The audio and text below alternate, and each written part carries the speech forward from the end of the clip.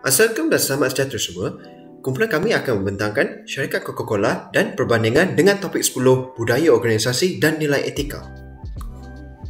Pengenalan kepada Coca-Cola. Coca-Cola ialah salah satu syarikat minuman yang berkarbonat dan juga terkenal di seluruh dunia. Syarikat ini telah diasaskan pada tahun 1886 di Georgia, Atlanta, Amerika Syarikat oleh seorang farmasi yang bernama John Pemberton. Coca-Cola juga merupakan salah satu daripada jenama yang sangat terkenal di seluruh dunia dengan jualan yang sangat meningkat dari tahun ke tahun, dan sehingga kini ia masih menjadi salah sebuah syarikat yang sangat terkenal. Dan juga Coca-Cola telah berkembang dengan pesat dan kini mempunyai rangkaian produk minuman ringan termasuk Coca-Cola, Diet Coke, Fanta, Sprite dan sebagainya. Seterusnya kita beralih kepada struktur syarikat secara keseluruhan, iaitu struktur organisasi.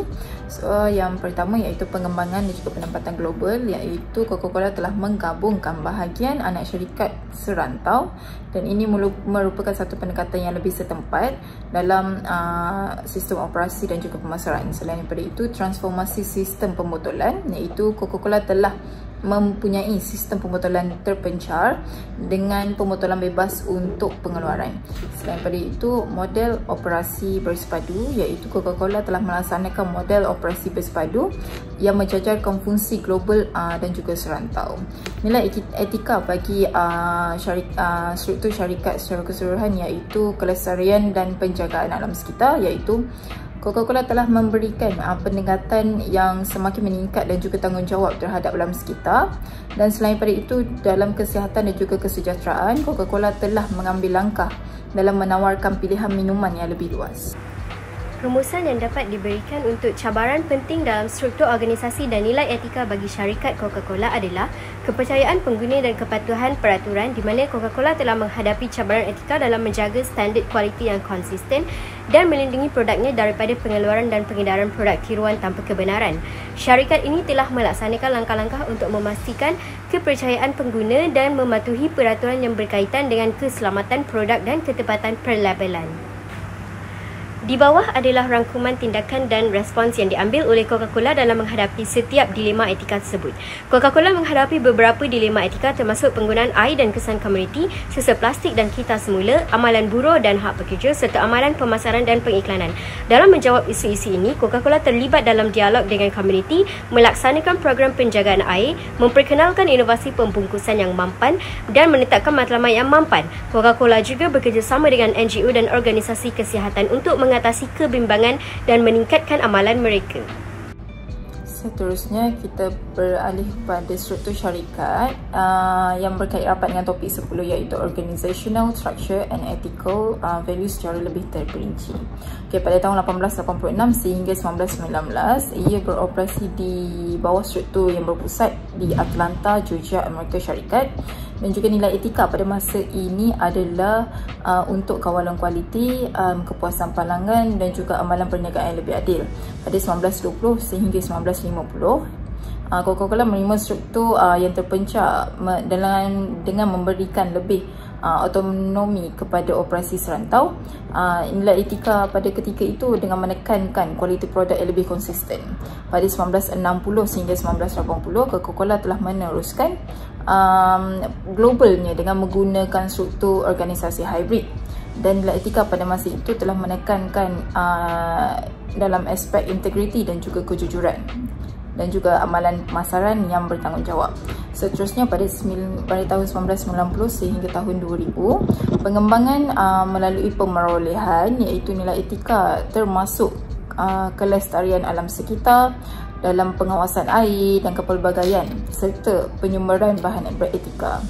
Selain pada itu, pada tahun 2010 sehingga kini, penyesuaian struktur organisasinya dalam menangani keperluan serantau, iaitu dengan mengurangkan kesan alam sekitar dan juga menggalakkan gaya hidup yang lebih sihat dan juga aktif. Secara keseluruhannya, perkembangan Coca-Cola secara global membuktikan Coca-Cola mempunyai budaya organisasi yang kukuh.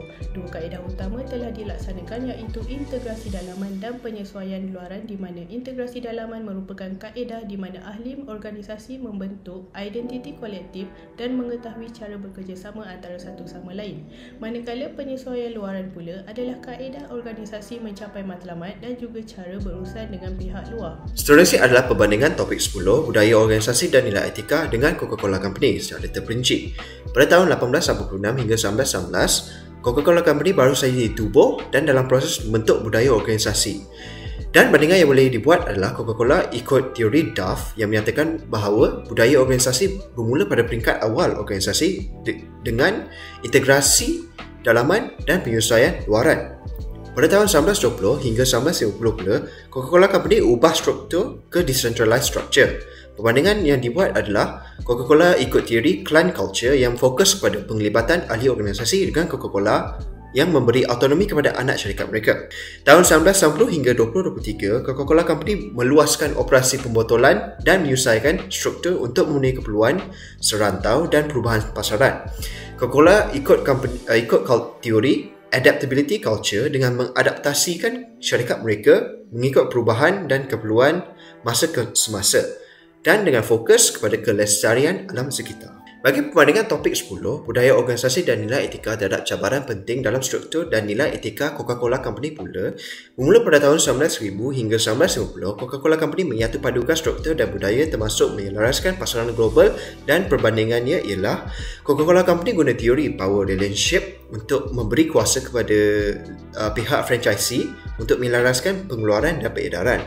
Tahun 1950 hingga 2023, Coca-Cola telah menyatupadukan struktur dan budaya berserta menyelaraskan pasaran global. Coca-Cola guna teori control system dengan sistem untuk bertindak balas terhadap dakwaan pencabulan hak buruh dalam operasinya di luar negara, dan teori power relationship dengan memusatkan fungsi tertentu sambil menggunakan autonomi wilayah kepada pihak tertentu.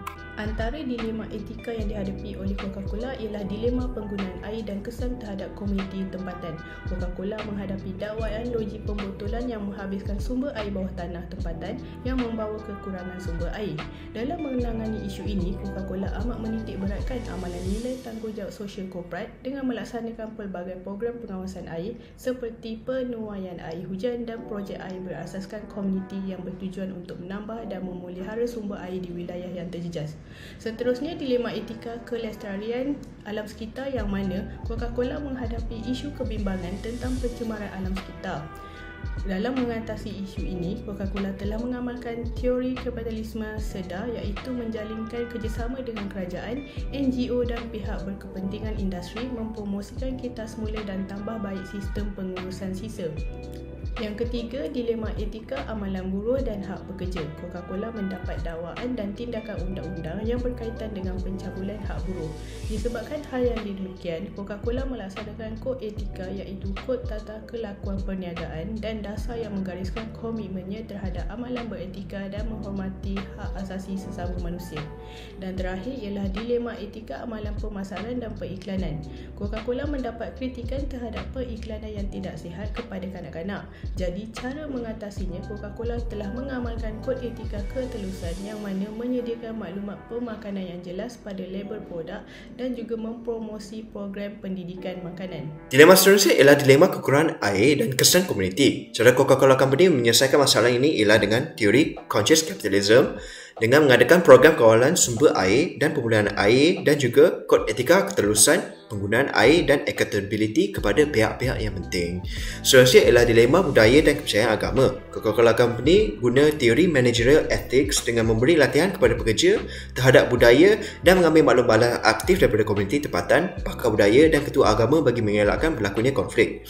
Dilema terakhir adalah pelepasan gas rumah hijau dan perubahan iklim. Dan Coca-Cola menggunakan teori managerial ethics untuk mempercakapkan penggunaan tenaga dan menggunakan teknologi hijau dan letakkan kod etika bagi membendung isu alam sekitar. Secara kesimpulannya, syarikat Coca-Cola telah memainkan peranan yang sangat penting dari segi budaya organisasi dan juga nilai etika dalam sesebuah operasi syarikat. Selain daripada itu, syarikat Coca-Cola juga telah menggalakkan pekerja berfikir secara kreatif dan juga inovatif. Selain ia juga menjadi salah satu sumber rujukan beretika dalam menangani hak asasi manusia yang menjadi penting dalam sesebuah syarikat.